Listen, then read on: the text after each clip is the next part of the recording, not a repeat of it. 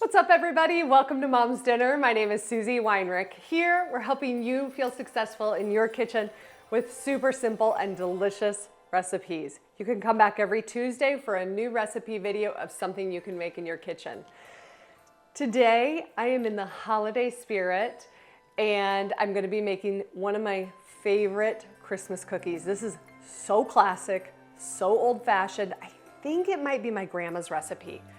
Stick with me, people.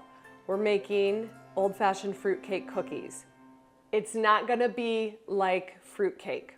It is like a brown sugar-based cookie with chopped candied cherries, some chopped pecans, chopped dates. They are one of my favorite Christmas cookies. The nice thing is you can make these ahead, pop them in your freezer, pull them out right before Christmas, good to go. So stick around today. I'm gonna share with you how to make old-fashioned fruitcake cookies. To get started, you're gonna need 2 sticks of salted butter. Mine was not quite soft enough, so I love this little trick. Cut your butter up into about tablespoon portions, fill a glass or metal bowl with really hot water, let it heat up, pour the water out, and then dome it over the butter, and the butter will soften perfectly. Here's another tip for you. You need half a cup of buttermilk for this recipe. I did not have buttermilk this day. So what I did instead is I poured out half a cup of whole milk. You could use 2%. Squeeze in 2 teaspoons of lemon juice or vinegar. Stir it up. Let it sit for 5 minutes. All right, now on to the recipe. You're going to add those 2 sticks of butter into a stand mixer or a bowl, and you can use a hand mixer. Then you're going to add 2 cups of packed brown sugar. That means you're going to measure it out, press it down, and it should be a cup there. So add 2 cups in.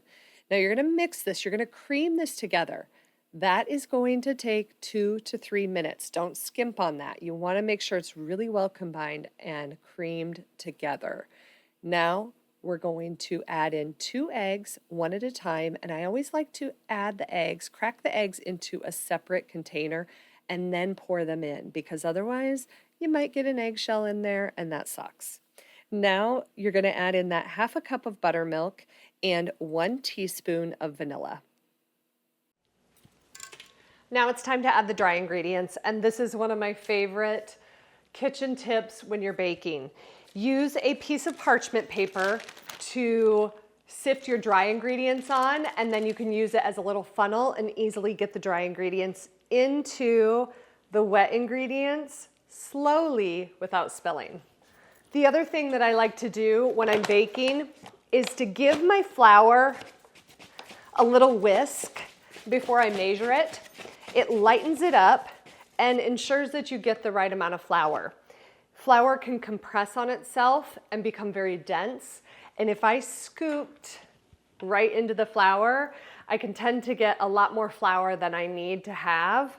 So by whisking it first, it aerates it and ensures that you get the right amount of flour. So we're gonna add 3.5 cups of all-purpose flour, 1 teaspoon of baking soda, 1 teaspoon of kosher salt. And now we're gonna add some spices that make this cookie so good. We're gonna use a half a teaspoon of ground cinnamon and a 1/4 teaspoon of nutmeg and clove. Clove is one of my absolute favorite spices. You can just about guarantee if something has clove in it, I'm probably gonna love it. Now I'm gonna sift this right onto this parchment paper.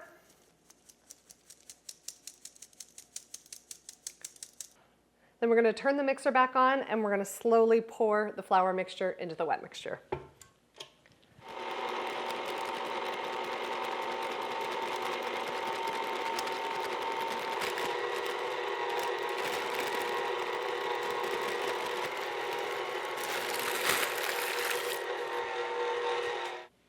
Now it's time to add the candied cherries. You are going to have a couple different options, possibly at the store for the candied cherries. You'll find them in the baking aisle, especially at the holidays, and maybe not any other time of the year. They're especially available during December and maybe November. So In the store, I have found red candied cherries. I've found a mix of green and red candied cherries, or red cherries and green cherries, and then there's something called fruitcake mix. I generally don't buy the fruitcake mix because there are other items in there like candied orange peels, candied lemon peels, and that's not the flavor we're going for with this cookie. So just get the candied cherries. I love the red and green ones. They just didn't have the green ones today. So this is a 16-ounce container. We're going to use the whole thing, and they are very sticky and messy and delicious. Here's another great tip when you're making these cookies, or really any cookie. Save out some of the mix-ins. In this case, I'm going to save out some of these cherries. And when we shape our cookies, I'm going to dot the outside of it with a few of these pieces of cherries. And then when they bake, those will stay on the outside and make the cookies look extra beautiful.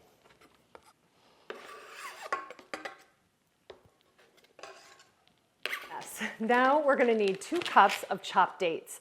And I usually just buy these in the grocery store, already chopped in a package, and we're going to measure out 2 cups from this package. And I'm guessing it's going to be just about the whole package. Yeah, we're actually even a little shy. We've got about 1.5 cups of dates, chopped dates. Yeah, this was an 8-ounce package, so that's totally fine though. That will definitely work.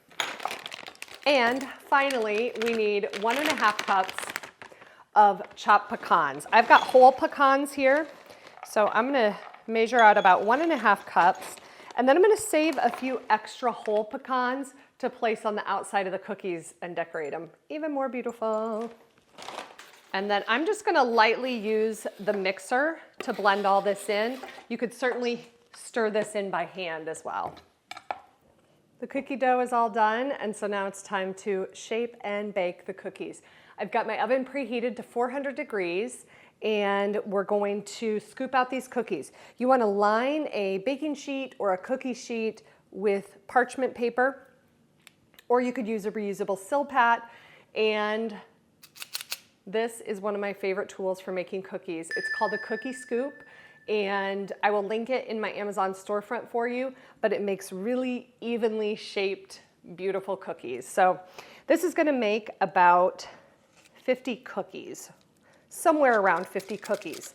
So that's going to be about 4 dozen cookies. So like I said, you'll want to either freeze some of these or plan them for the holidays when you'll have a crowd of people around. All right, like I said before, we're going to take some little cherry pieces and pop them on the outside of these cookies just to make them look a little bit more festive.